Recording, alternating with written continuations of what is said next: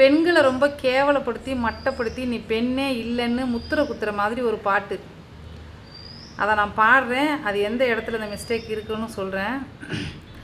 ஒரு பிள்ளை கருவில் கொண்டு ஒரு பிள்ளை கையில் கொண்டு உறவாடும் யோகம் ஒரு தாய்க்கென்று மழலை போல் உங்கள் நெஞ்சம் உறங்கட்டும் பாவம் கொஞ்சம் தாய்க்கு பின் தாரம் நான் தான் ஐயா.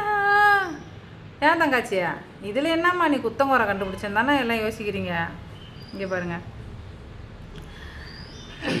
தாயான பின்புதான் நீ பெண்மணி தோள் மீது தூங்கடி கண்மணி.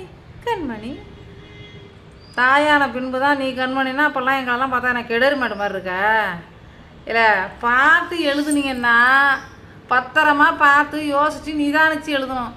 நாங்கள்லாம் பில்லு இல்லாமல் லட்சக்கணக்கில் ஆயிரக்கணக்கில் அங்கேயும் பிச்சை எடுத்து கெஞ்சி கூத்தாடி மெம்பர்ஷிப்பில் ஜாயின் பண்ணி சொல்லி இங்கே போய் ஆஸ்பத்திரியில் நாங்கள் செலவு பண்ணி பிள்ளை இருக்குமா பிள்ளை இருக்குமா பிள்ளை இருக்குமா பிள்ளை இருக்குமான்னு அந்த டாக்டர்கிட்ட கேட்குறதுக்குள்ளே என்னை எங்களை பிள்ளையாக அறக்க வச்சு விட்றானுவா.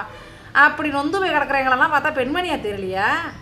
ஒரு உடல், ஒரு பெண்ணோட அமைப்பு, ஒரு பெண்ணுன்னா அந்த உடலோட அமைப்பு எல்லாம் கடவுளோட படைப்பில் அழகாக பண்ணதுனால தான் அவள் குழந்தை உண்டாகுறாங்க. அப்போ அவங்க பெண்மணியாக இருக்க போய் தான் குழந்தை உண்டாகுறாங்க. ஆனால் நீங்கள் குழந்தை உண்டானால் தான் பெண்மணினா அப்போ என்ன குழந்தை உண்டாகலைன்னா வேணா ஆம்பளை மணியா? சரி ரைட்டு, நான் இன்னும் சொல்கிறதுக்குல. இனிமேல் பாட்டு எழுதுனா பொம்பளைங்களை மட்டப்படுத்துகிற மாதிரி இருக்கக்கூடாது மக்களை சொல்லிட்டோம்.